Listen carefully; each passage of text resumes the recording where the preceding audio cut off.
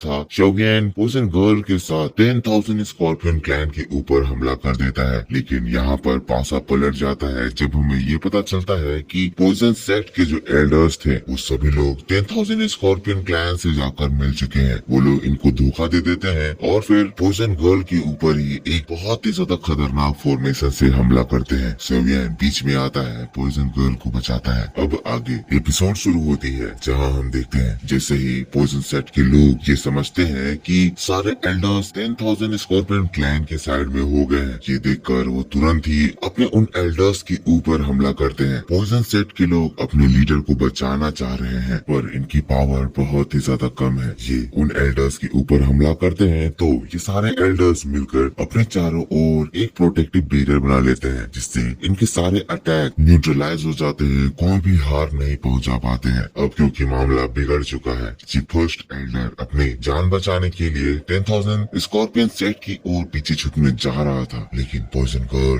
तुरंत ही पीछे से उसके ऊपर एक पॉइजन सर्कल अटैक करती है। लेकिन ये सारे एल्डर्स एक बार फिर से मिलकर उस प्रोटेक्टिव बैरियर को क्रिएट करते हैं और इसके इस अटैक से भी बच जाते हैं। पर ये देखकर पॉइजन गर्ल फिर तुरंत ही एक दूसरा अटैक करती है। ये मेगा स्नेक अटैक था जो कि इन पांचों एल्डर्स की औकात से ज्यादा था। स्नेक तुरंत ही उन लोगों को चबाने के लिए उन लोगों के सामने आ जाता है जिसको देखकर सभी लोगों की फट जाती है। ये लोग इसे नहीं संभाल सकते थे, इसीलिए तुरंत ही 10,000 स्कॉर्पियन क्लैन का लीडर उसके सामने आ जाता है और फिर खुद अपनी पावर से पॉइजन गर्ल के उस अटैक को डिस्ट्रॉय कर देता है। इन लोगों की जान बच जाती है। लेकिन फिर उसके बाद हम लोग पॉइजन गर्ल की खतरनाक स्माइल को देखते हैं। हमें समझ में आता है ये अटैक बस यही नहीं था, इसके पीछे और एक चाल थी। वैसे ही दोस्तों तुरंत एक दूसरा अटैक आता है जो कि उसके लीडर को जाकर लगता है। समय रहते ये पांचों एल्डर्स इसको सचेत कर देते हैं, इसीलिए इतने खतरनाक अटैक के बावजूद ये एक बैरियर बनाकर उससे बच जाता है। पर इसके बाद वो पॉइजन गर्ल से कहता है तुम तो बहुत ही ज्यादा निर्दयी हो। पॉइजन गर्ल कहती है निर्दयी वो तुम थे जिसने हमारे खिलाफ ऐसी जाल बुनी। तुमने हमारे एल्डर्स को भी अपने साथ मिला लिया। भूया तुमने जो करा है उसके हिसाब से मेरा रिएक्शन कुछ भी नहीं है। हाँ पर मैं देख सकती हूँ तुम्हारे इस साहस के पीछे तुम्हारी ये न्यू पावर्स है। पिछले बार से तुम्हारी पावर कुछ ज्यादा ही बढ़ गई है। अब इसकी ये बात को सुनकर पॉइजन सेट का फर्स्ट एल्डर हंसते हुए कहता है हम लोग तुम्हें कैसे बिट्रे कर सकते हैं, हम लोग तो शुरू से ही 10,000 स्कॉर्पियन क्लैन के ही साथ हैं। तो फिर सोवियन बीच में आता है, कहता है वो तुम्ही थे ना जो रात में हम लोगों को जासूस कहकर बोल रहे थे, जबकि यहाँ पे सबसे बड़ा ट्रेटर तो तुम हो। लेकिन उसके बाद 10,000 स्कॉर्पियन क्लैन का लीडर कहता है पिछली बार जब हम लोगों की फाइट हुई थी तब मैं अपना काम कंप्लीट नहीं कर पाया था, पर इस बार मैं ये गलती नहीं करूंगा, मैं अपना काम पूरा करूंगा। पर तुम मुझे बताओ तुम्हारी क्या क्वालिफिकेशन है जो तुम यहाँ हमारे क्लैन से फाइट करने आ गई हो, जो यहाँ एम्पायर को डोमिनेट करने आ गई हो। तो फिर पॉइजन गर्ल उसके ऊपर एक अटैक करती है, कहती है देखते जाओ। और फिर दोस्तों पॉइजन गर्ल लहराते हुए स्कॉर्पियन क्लैन के लीडर के ऊपर हमला करती है। वो भी इधर से काउंटर अटैक करता है और दोस्तों इन लोगों के पावर्स टकराने की वजह से फिर से एक बार स्पेस में दरार आने लगती है। बहुत ही ज्यादा दमदार इन लोगों की फाइट होने लगती है। धमाके पे धमाके हो रहे हैं, बहुत ही तेजी से दोनों ही एक दूसरे को मार रहे हैं। यहाँ पर ये फाइट 2 दाओ जोंग लेवल के पर्सन की हो रही है जिसका नजारा देखकर सभी लोग पूरी तरह से हैरान हो चुके हैं। बिल्कुल भी समझ नहीं आ रहा है कि इसमें अपर एज में कौन है और कौन हार रहा है। शोवियन भी देख रहा है, लेकिन स्कॉर्पियन क्लैन के लोग इस मौका को पाकर पॉइजन सेट के लोगों के ऊपर हमला कर देते हैं, क्योंकि दोस्तों अभी स्कॉर्पियन सेट के पास 3 दाओ वैंग बचे हुए हैं और फिर पॉइजन सेट के एल्डर को मिलाकर टोटल 7 दाओ वैंग्स हो गए हैं। अब नीचे में दोस्तों सोल्जर्स के बीच में घमासान फाइट हो गई है। सोल्जर्स मर रहे हैं, गिर रहे हैं, अपनी जी जान लगाकर लड़ रहे हैं। पर अब बारी है सोवियन की कमाल दिखाने की। सोवियन यहाँ मेडुसा और जियान के साथ पीछे खड़ा है। सोवियन मेडुसा से कहता है साइलिन फिलहाल के लिए तुम अपने आप को यहाँ से छुपा लो, फाइट नहीं करना, और जियान तुम मेरे साथ आओ, हम लोग इन लोगों को मारेंगे। एक्चुअली दोस्तों सोवियन मेडुसा को फाइट करने इसीलिए नहीं कह रहा है क्योंकि मेडुसा एक दाओ जोंग लेवल पर है। मेडुसा की पावर को देखकर तुरंत ही ये लोग हार मान जाएंगे और अगर ऐसा हुआ तो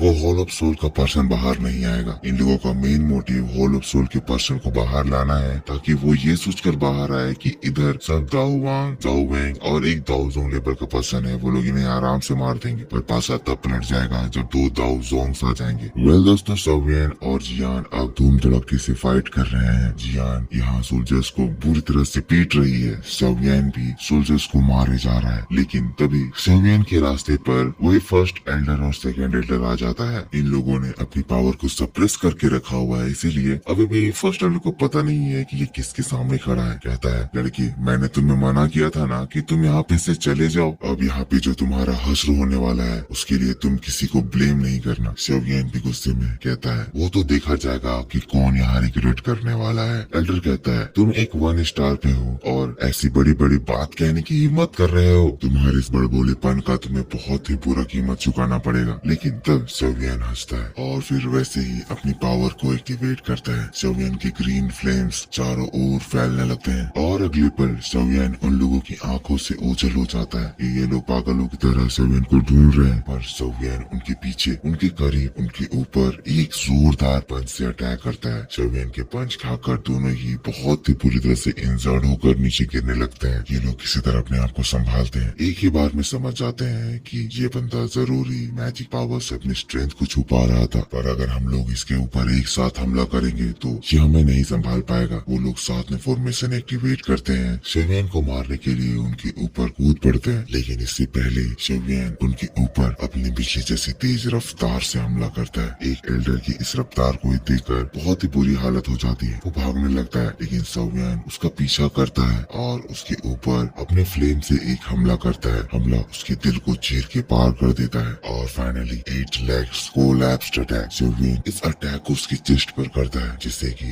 एक ऐसा धमाका होता है जिससे उस एल्डर की बॉडी पहाड़ों को तोड़ते हुए खत्म हो जाती है। एल्डर मारा जाता है। फर्स्ट एल्डर ये नजारा देखकर शॉक, वो तो समझ भी नहीं पाया यहाँ पे क्या हुआ। वो इस एल्डर को बचाने के लिए उसके पीछे आ रहा था, पर इतने ही वक्त में सेवियन इसके ऊपर 2 अटैक्स करता है और फिर एल्डर की डेथ हो जाती है। फर्स्ट एल्डर कह रहा है, ये लड़का किसी भी हालत में मिडियोकर तो नहीं लग रहा है, इसकी पावर बहुत ज्यादा स्ट्रॉन्ग है। इसने पलक झपकते ही एक दाव बैंड लेवल के एल्डर को मार दिया। लेकिन तब सेवियन अब इस फर्स्ट एल्डर को देखता है, कहता है, अब तुम्हारी बारी है। सेवियन फिर से अपने फॉर्मेशन को एक्टिवेट करता है। सेवियन की इस फॉर्मेशन को देखकर इस बंदे का दिल दहल जाता है। वो तुरंत ही पीछे हटता है, कहता है, अगर ऐसी बात है तो मुझे उसे यूज करना ही होगा। और फिर दोस्तों ये बंदा कोई सीक्रेट टेक्निक यूज करता है, जिससे कि जमीन से एक बहुत ही बड़ा सा पॉइजनस स्कॉर्पियन बाहर निकलता है। ये दोस्तों स्कॉर्पियन क्लैन का एक सीक्रेट टेक्निक है। कोई भी क्लैन की पर्सनल सीक्रेट टेक्निक बहुत ही ज्यादा स्ट्रॉन्ग होती है। सेवियन इसको देखता है। सेवियन इसको समझने के लिए पीछे हटने लगता है, पर ये टेक्निक, ये बीस्ट बहुत ही ज्यादा स्ट्रॉन्ग है। वो सेवियन की स्पीड को मात दे रहा है, बहुत ही तेजी से हमला कर रहा है। सेवियन इससे बाल बाल बच रहा है। सेवियन यहाँ एक अपना न्यू फॉर्मेशन एक्टिवेट करना चाहता है, पर सेवियन को ये करने का मौका ही नहीं मिल रहा है। स्कॉर्पियन उसके पूरे नजदीक पहुंच जाता है तो सेवियन को उसके दांतों को अपने हाथ से पकड़ना पड़ता है। पर इसके बाद तो ये स्कॉर्पियन सेवियन को पहाड़ों पे पटकते हुए लेकर जाने लगता है। स्कॉर्पियन से लड़ते हुए सेवियन की हालत खराब हो गई है। सेवियन हमला कर दिया था,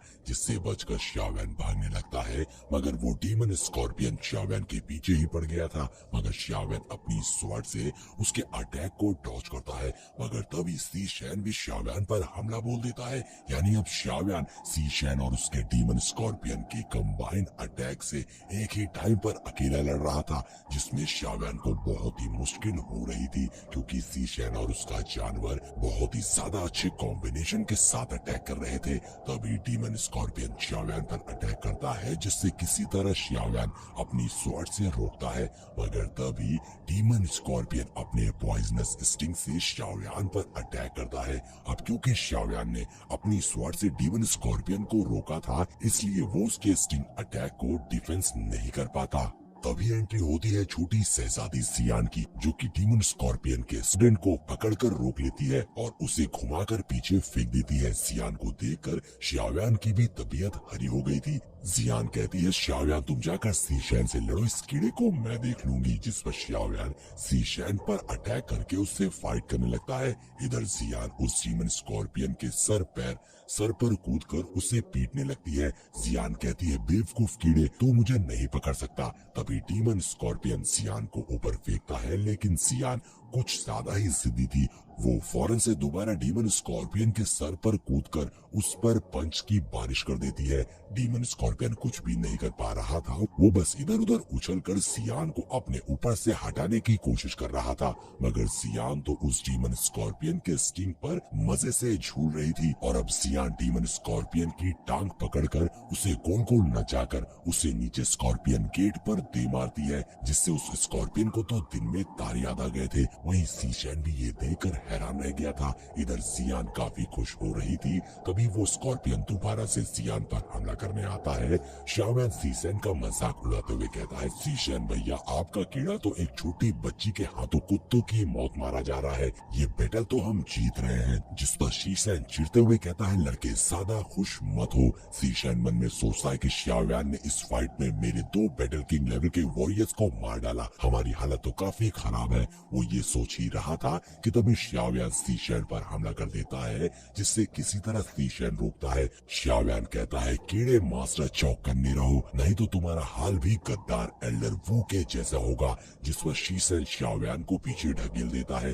दूसरी ओर लिटिल फेरी डॉक्टर और सीबियान में भयानक फाइट चल रही थी, जिसमें लिटिल फेरी डॉक्टर उस बुड्ढे पर भारी पड़ रही थी। तभी लिटिल फेरी डॉक्टर अपने एक बहुत ही पावरफुल अटैक से सीबियान पर हमला कर देती है, जिससे डिफेंस करने में सीबियान की हालत खराब हो गई थी। और अब इसलिए सीबियान सीशैन से कहता है, सीबियान फौरन उस पर्सन को मदद के लिए बुलाओ। जिस पर सीशैन तुरंत ही एक रेड पल को बाहर निकाल कर उसे क्रश कर देता है, जिससे वहाँ बहुत ही स्ट्रॉन्ग रेड ऑरा रिलीज होता है, जो देखकर शाओवैन और लिटिल फेरी डॉक्टर को समझ आ गया था कि सीबियान ने हॉल ऑफ सोल के उसी प्रोटेक्टर को मदद के लिए बुला लिया है। पॉइजन सेट के बंदे घबराते हुए कहने लगते हैं कि स्कॉर्पियन गेट ने किसी बहुत ही पावरफुल बंदे को बुलाया है। सीबियान लिटिल फेरी डॉक्टर से कहता है, तुमने इसकी उम्मीद भी नहीं की होगी, लेकिन आज तुम और तुम्हारा पॉइजन सेट इस दुनिया से खत्म हो जाएगा।